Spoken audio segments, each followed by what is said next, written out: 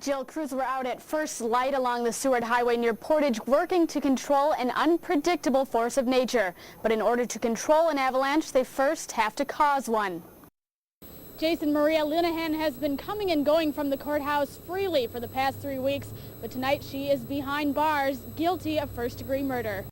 Said, and you know, Alaska is a red state and she's a popular governor. I think that probably will come true in November. All right, Angela Blanchard, thanks so much. We appreciate it. Winter is on its way, but before everything freezes over, including this pond, there's always time for one more Midtown swim. This is my first Alaskan winter, and I just figured what better way to enjoy the experience but jump into some icy cold water. And plus, it's such a good cause, so I can't go wrong.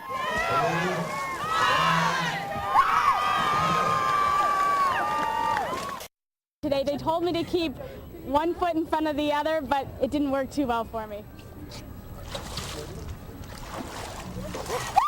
Oh!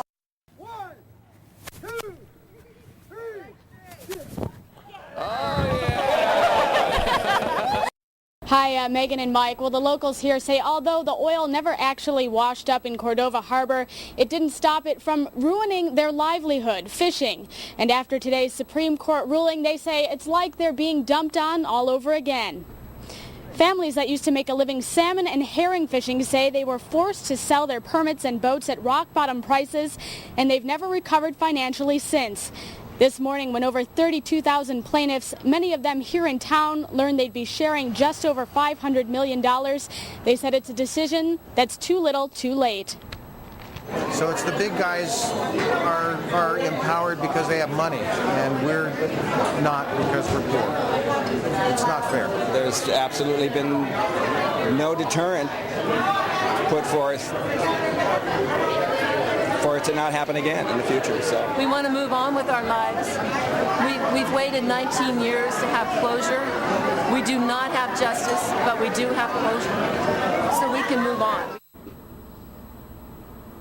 And people here say they feel justice would have been the original 1994 jury decision awarding them $5 billion in punitive damages. And Angela, we get Maria, the first show sold out in 58 minutes, a record for the Sullivan Arena, and now 1 week later, anyone who didn't get tickets for Elton John's second show for May 30th is probably singing the blues right about now.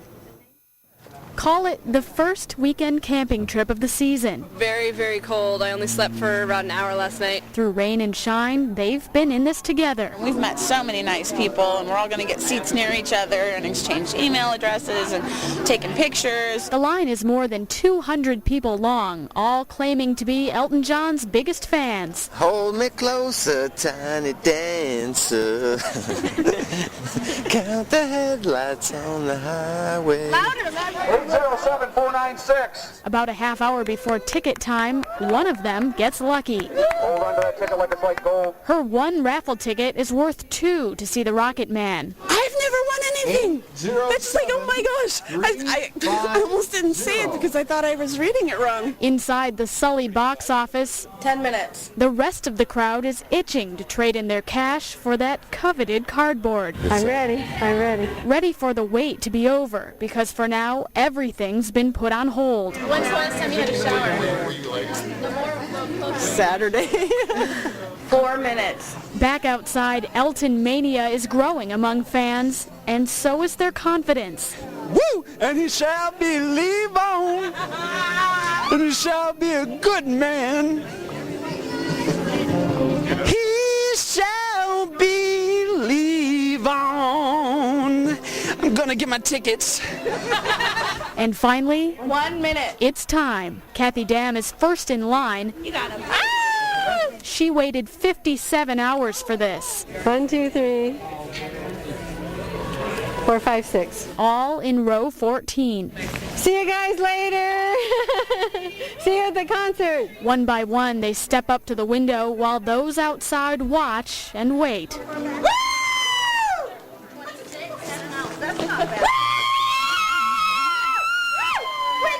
That if we don't get tickets, it was worth it. It really was. And we don't even know these people. We don't know these people at all. I just met them last. It has been an absolute blast. By the time floor tickets are gone, the crowd is still coming. Give it to me. Just 2. Remember Levon? Alvin Tosdale has a son today. When Billy sings, it is just so like Elton that I can't, my feet just do what they do. I couldn't stop myself. These guys got some of the last seats together. Still married. It's down to singles now, and the crowd is tense. I don't know, I'll call you back just a second. And then... There's only one ticket left. You got one? Step up here. If you got one ticket, you're it. 11:04 a.m. After 1 hour and 4 minutes, they're all gone. Folks, I'm sorry, the show is sold out. In the end, Sir Elton himself probably sang it best. And I guess that's why they call it the blues. Alaska will be the 49th state in which Elton John has performed. His July show in Vermont makes all 50 states. And Angela, the ticket, just like the ticket, that story was priceless. It was really fun. It may seem like a trend of the past, but a highly addictive drug is making a comeback in Anchorage. APD says cases involving heroin used to be rare, but in the past year, more than 50% of their caseloads were related to the drug. Tonight, we take a closer look at how this addiction affects families in part 1 of our series, Hooked on Heroin.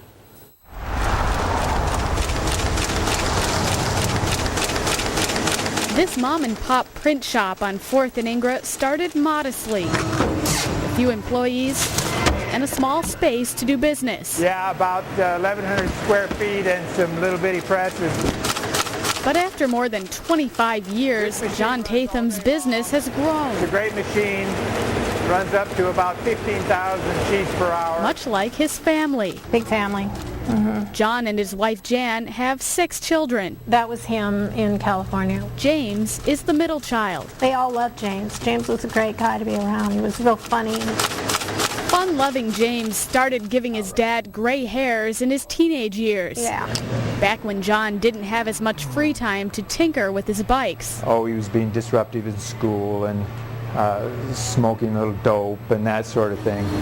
The family decided James needed structure, so it was off to the Alaska Military Youth Academy. But after James earned his GED, he started partying again. I think there was a part of him that was trying to be someone else when he was doing the drugs. The drug, Oxycontin, a strong and highly addictive pain pill, similar to the opiate morphine. James brought that habit with him into the Army, where he took another shot at straightening out his life. That was May 2001. September 2001, everything changed. It became a lot more serious then, and ultimately he went to Iraq. Went to Iraq and earned a Purple Heart after a close call. A rocket came through the wall of his barrack but didn't explode. James was wounded. I said, you can't fool around here with drugs and some of the things you're doing because you only get so much luck in life, and I think you used most of it in Iraq. After that, John says his son came home feeling anxious but invincible, a combination that earned James 2 DUIs and sent him back to the pills. It started with the oxy and then it advanced to heroin. Here's a methamphetamine. It's a story addiction specialist Dr. Michael Herndon hears far too often. Since about 2001 here in Anchorage, the number of people who present for treatment for opiate addiction has skyrocketed. I'd say it's gone up tenfold. And it's not just how many, but who's doing it that may surprise you. You have these young upper middle class high school and college students who are coming in addicted to heroin. The Tathams realized James' addiction was out of control. He was on the edge, or maybe already was hooked bad. James knew it too, but he thought he had the answer. He came to me and he asked if I thought that he should try methadone. If their dose was, say, 100 milligrams. Methadone is a synthetic drug that gives the user similar effects to heroin. 100 milligrams. Doctors prescribe it and clinics dispense it to help ease the symptoms of withdrawal an addict feels when kicking the habit. But James didn't think he needed a prescription or a doctor, especially when he knew he could get methadone in pill form on the street. That's when his parents decided he needed inpatient rehab. But James' old habits caught up with him again. In hindsight, I think he was probably doing the methadone, and I wasn't aware of it. James was temporarily living at Ingra House, waiting to move into a new apartment.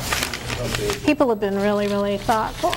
Jan was the last one in the family to speak to him. I actually had called the landlord and asked him to go up there because I hadn't heard from him in a day. And he was just asleep in the chair. Gone. At 23, James was dead. He overdosed on a lethal mix of methadone and alcohol, and left his family with only their memories, their photos, his cell phone, all the little things that remind them of James. It was one of his shirts, and it's about as close as I can get to him now.